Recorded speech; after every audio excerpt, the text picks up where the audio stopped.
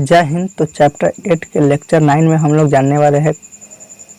Chapter 8 के lecture 9 में हम लोग जानेंगे कि इन्फ्लुएंजा बीमारी होता क्या है। इसको हम लोग जान लेते हैं कि इन्फ्लुएंजा बीमारी होता क्या है। यह रोग एक वायरल रोग है। जो इन्फ्लुएंजा है एक वायरल यानी प्रचलित रोग है जो माइको वायरस से फैलता है।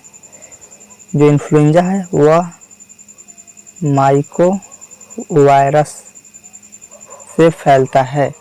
इसे फ्लू के नाम से जानते हैं। इसे हम लोग फ्लू के नाम से जानते हैं। यह वायरस फेफड़े को संक्रमित करता है और 1 से 4 दिनों के अंदर रोग के लक्षण दिखाने लगता है। जो यह वायरस है फेफड़ों को संक्रमित करता है और 1 से 4 दिनों के अंदर रोग के लक्षण को दिखाने लगता है। तो चलिए हम लोग जानेंगे कि इसका लक्षण क्या होता है। तो चलिए हम लोग देख लेते हैं इसका लक्षण क्या है। तो फर्स्ट नंबर लक्षण इसका है, इसका नंबर लक्षण फर्स्ट है, रोगी को तेज बुखार होता है। अब तेज बुखार 101 डिग्री से फ़ारेनहाइट से लेकर 104 डिग्री फ़ारेनहाइट तक हो सकती है। जो यह तेज बुखार है रोगी को होती है। दूसरा पॉइंट है, रोगी के शरीर में कंपन, छींकन, सिर दर्द, कमजोरी और नाक से भारी मात्रा में पानी निकलता है। रोगी के शरीर में जो होता है कंपन होता है, छींक, सिर दर्द, कमजोरी और नाक से भारी मात्रा में पानी निकलता है। यह दूसरा लक्षण है। तीसरा लक्षण है, रोगी को अत्यधिक बुखार होने के कारण शरीर में पानी की कमी हो जाती है जो घातक है। जो रोगी के शरीर में अत्यधिक बुखार होने के कारण शरीर में पानी की कमी हो जाती है जो घातक है। तो चलिए अब हम लोग जानेंगे इसका रोकथाम। इसको हम लोग रोक कैसे सकते हैं, प्रिवेंशन। तो नंबर 1 पॉइंट है, बच्चों को ठंडा से बचाना चाहिए। अगर छोटा बच्चा हो तो उसे ठंडा से बचाना चाहिए। अब हम लोग देखेंगे इसका जो दूसरा पॉइंट है। तो दूसरा पॉइंट है, शिशुओं को इन्फ्लुएंजा का टीका लगवाना चाहिए। यानी छोटे बच्चों को इन्फ्लुएंजा का टीका लगवाना चाहिए। इन्फ्लुएंजा का टीका लगवाना चाहिए। तीसरा पॉइंट है, रोगी को अत्यधिक आराम करना चाहिए। जो मरीज हो उसे अत्यधिक आराम की ज़रूरत होती है।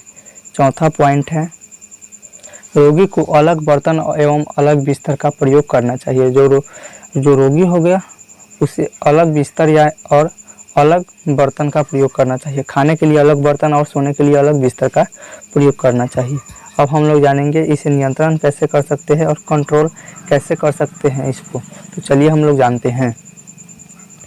इसका पॉइंट है, इस रोग का अभी तक कोई सटीक दावा नहीं बना है, इसलिए रोगी को आराम के साथ साथ एंटीबायोटिक्स मेडिसिन का गर्म पानी के साथ सेवन करना चाहिए। जो यह रोग है इन्फ्लुएंजा, इसका अभी तक कोई टीका नहीं निकल पाया है, कोई सटीक दावा नहीं निकल पाया है। तो इसमें सबसे बचने की तरीका है आराम से कहीं पे सोए रहें, साथ में एंटीबायोटिक मेडिसिन को जो है गर्म पानी से सेवन करना चाहिए। तो यह जो हम लोग का हुआ इन्फ्लुएंजा बीमारी के बारे में हम लोग का हुआ समाप्त। अब हम लोग देखेंगे अगले जो हम लोग का अगला है एस्केरियासिस। जो एस्केरियासिस बीमारी है, एस्केरियासिस, हम लोग इसके बारे में जानेंगे। तो एस्केरियासिस लम्ब्रिक्वाइड्स ह्यूमन से होता है। जो एस्केरियासिस लम्ब्रिक्वाइड्स जो राउंडवॉर्म है उससे होता है, जो मनुष्य के शरीर में अंततः परजीवी के रूप में विद्यमान रहता है। इसके कारण मनुष्य में होने वाले रोग को एस्केरियासिस कहते हैं। जो एस्केरियासिस रोग होता है वह एस्केरियासिस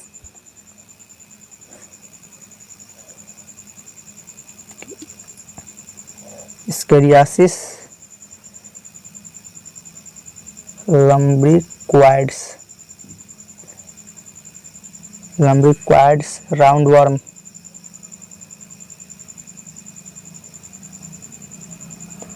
जो एस्केरियासिस लम्ब्रिक्वाइड्स राउंडवॉर्म है, इसके कारण होता है एस्केरियासिस डिजीज।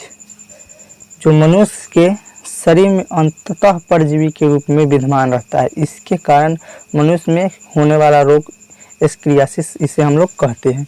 यह साधारणतः बच्चों के आंत में अधिक संख्या में पाए जाते हैं, जिसके कारण बच्चों के वृद्धि एवं मानसिक विकास पर प्रभाव पड़ता है।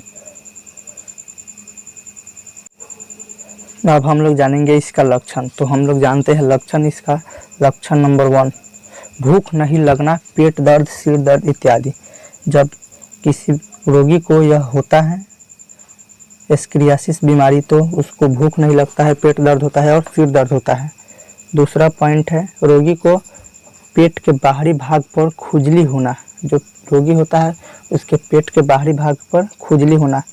तीसरा पॉइंट है इसका रोगी के पाचन में गड़बड़ी होना। जो रोगी है उसके पाचन में गड़बड़ी होना। अब हम लोग जानेंगे इसका रोकथाम यानी प्रिवेंशन।